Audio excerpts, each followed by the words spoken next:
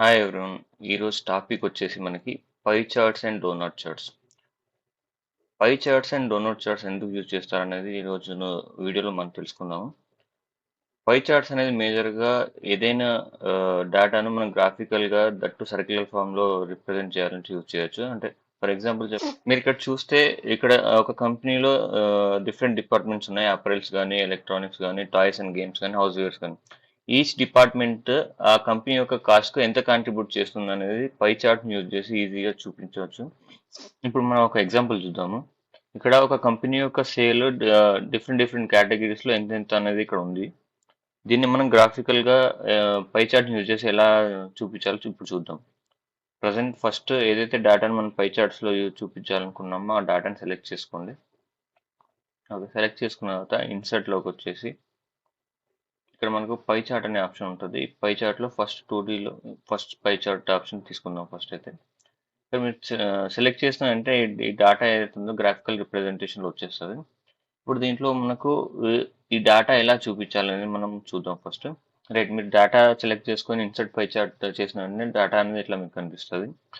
ఇప్పుడు ఈ డేటా ఏదైతే ఉందో ఇక్కడ మీకు యాడ్ చార్ట్ చార్ట్ ఎలిమెంట్ అనే ఆప్షన్ ఉంటుంది.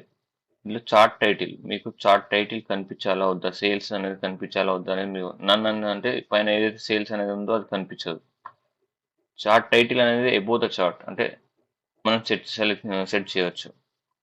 ఒకవేళ మీకు ఓవర్ ల్యాప్ అవ్వాలంటే అట్లా కూడా చేయొచ్చు. Okay, next data labels. Data labels ఏవైతే ఉన్నాయో అది నన్ను అంటే ఇప్పుడు మీకు ఏదైతే డేటా లేబుల్స్ ఏం రావట్లేదు. ఇప్పుడు సెంటర్ అని పెట్టాం అనుకోండి, ఈచ్ కేటగిరీకి సంబంధించిన వాల్యూ వచ్చేసి మీకు వాల్యూ కనిపిస్తుంది. ఇన్సైడ్ పెట్టుకోవచ్చు, లేదంటే అవుట్ సైడ్ పెట్టవచ్చు. Out side the end. Best fit అంటే ఆటోమేటిక్గా ఏదైతే బెస్ట్ ఫిట్ అవుతుందో ఆటోమేటిక్గా తీసుకుంటుంది. ఇక్కడ నేను వచ్చేసి ఫస్ట్ ఇనీషియల్గా నేను అవుట్ సైడ్ ఎండ్ పెట్టాను, నేను సెలెక్ట్ చేసుకున్నాను. ఇప్పుడు ఈ డేటా వచ్చేసి నాకు పర్సంటేజ్లో కావాలి. ఇప్పుడు పర్సంటేజ్లో కావాలనుకుంటే దీని మీద రైట్ క్లిక్ చేసేసి ఫార్మాట్ డేటా లేబుల్స్ మీద క్లిక్ చేస్తే మీకు రైట్ సైడ్లో ఒక ఫార్మాట్ డేటా లేబుల్స్ ఆప్షన్ వచ్చేస్తుంది.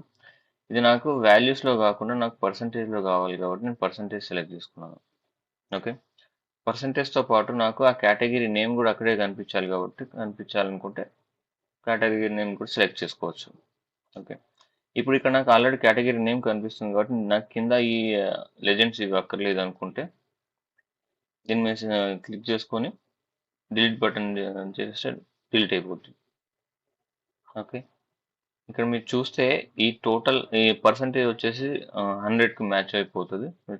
చూడొచ్చు. ఈ విధంగా మనం పై చార్ట్స్ అనేది చాలా ఈజీ వేలో క్రియేట్ చేయవచ్చు. ఇప్పుడు మీకు కావాలనుకుంటే ఈ పై చార్ట్కి ఒక కలర్ కూడా ఇవ్వచ్చు.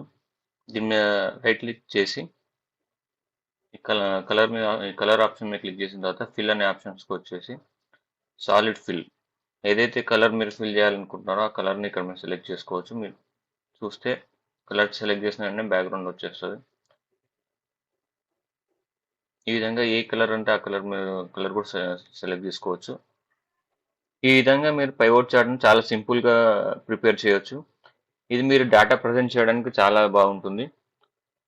రాదర్ దెన్ ఈ విధంగా టేబుల్లో ప్రజెంట్ చేసే బదులు పై చార్ట్లు ప్రజెంట్ చేస్తే మీ ప్రజెంటేషన్ కూడా చాలా ఎఫెక్టివ్గా ఉంటుంది. మరిన్ని వీడియోస్ కోసం నా ఛానల్ని సబ్స్క్రైబ్ చేయండి. ఎక్సెల్లో ఇంకేదైనా టాపిక్ మీద మీకు వీడియో కావాలనుకుంటే కామెంట్ బాక్స్లో కామెంట్ చేయండి.